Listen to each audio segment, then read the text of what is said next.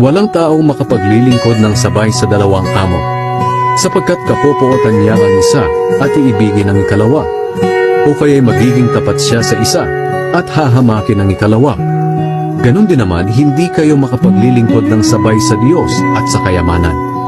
Kaya sinasabi ko sa inyo, huwag kayong mag-alala tungkol sa inyong buhay, kung ano ang inyong kakainin, iinumin o susuotin.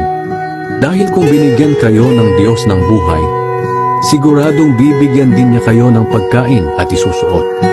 Tingnan ninyo ang mga ibon sa himpapawid. Hindi sila nagtatanim o nag-aani o nag-iipon ng pagkain sa bodega. Ngunit pinapakain sila ng inyong amang nasa langit. Hindi ba't mas mahalaga kayo kaysa sa mga ibon? Sino sa inyo ang makakapagpahaba ng kanyang buhay ng kahit isang saglit sa pamamagitan ng pag-aalala? At bakit kayo nag-aalala tungkol sa pananamit? Tingnan ninyo ang mga bulaklak na tumutubo sa parak. Hindi sila nagtatrabaho o naghahabi. Ngunit sasabihin ko sa inyo, kahit si Solomon ay hindi nakapagsuot ng damit na kasing ganda ng mga bulaklak na ito sa kabila ng kanyang karangyaan.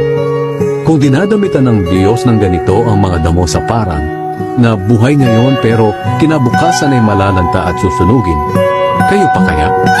Kay liit ng inyong pananampalataya. Kaya huwag kayong mag-alala kung ano ang inyong kakainin, iinumin o susuotin. Ang mga bagay na ito ang pinapahalagahan ng mga taong hindi kumikilala sa Diyos. Ngunit alam ng inyong amang nasa langit na kailangan ninyo ang mga bagay na ito. Kaya, unahin ninyo ang mapabilang sa kaharian ng Diyos at ang pagsunod sa kanyang kalooban, at ibibigay niya ang lahat ng pangangailangan ninyo.